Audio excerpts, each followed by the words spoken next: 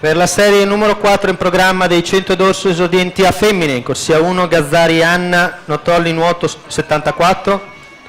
corsia 2 Denoni Monia, Notolli nuoto 74, corsia 3 Lamberti Camilla, AN Brescia, corsia 4 Bianchin Gemma, rappresentativa Idros, corsia 5 Straulino Sara, società nuoto gemonese, corsia 6 Calderari Emma, Rana Azzurra, corsia 7 Dapra Aurora, Notolli nuoto 74,